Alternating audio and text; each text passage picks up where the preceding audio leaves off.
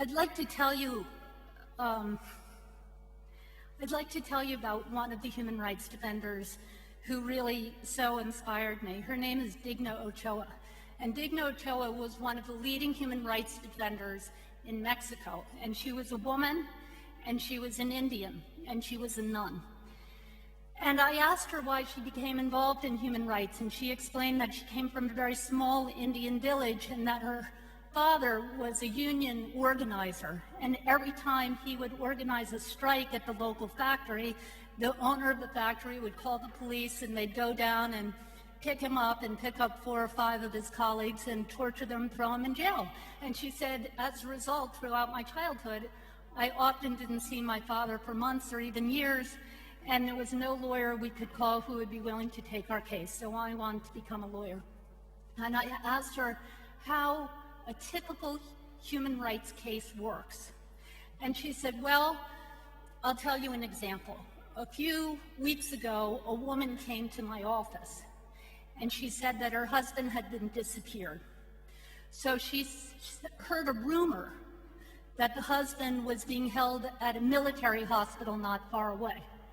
So Digna said, I went to the military hospital, but they wouldn't let me in. So she said she waited outside until there was a shift change. And as the shift change was going on, she walked past the guards. And she said she walked up to the second floor, and she saw a nurse standing outside one of the doors. And so she walked up to the nurse, and she said, I'm going in there. And the nurse said, you can't go in there. I can't even go in there. The desaparecido is in there. The disappeared guy is in there. So Digna said, this is great. Now I know where he is. And she said to the nurse, here's my card. If anything happens to me, you call this number. So she said she was terrified because she knew on the other side of that door would not only be her potential client, but also some of the people who had beaten him so badly he had to be hospitalized. And she said, she opened the door, and she said, with all the authority I could muster, I said to them, you get out of here right now.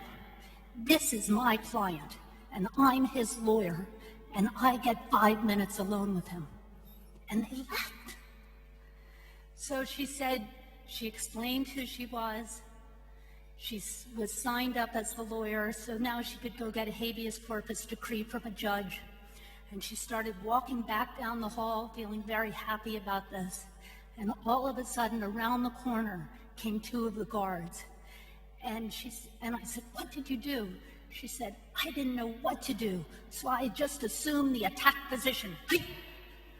She said, I don't know karate. I think that I saw it in the movie somewhere. And the guard said, you're going to attack us. And she said, take it any way you please. And they were so stunned to see this Indian and this nun and this woman in the attack position against them that they sort of turned around in confusion and left. And it gave her a chance to escape.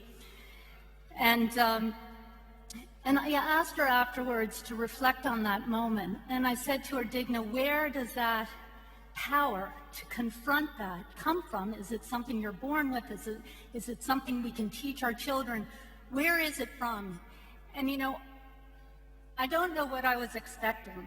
I think I was expecting her to say something about love or Jesus or reconciliation. But what she said instead really surprised me. She said, I'm just so angry. I'm so angry when I think about what these people have done to me, to my family, to my country. And I gather up all that outrage, and that gives me this incredible sense of calm with which I can confront anyone. And I think what Digna was trying to say to all of us is that we have to be outraged when we see injustice.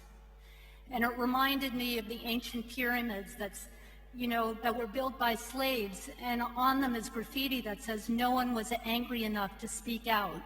And so we have to be angry enough to speak out when we see something that's not fair in our world.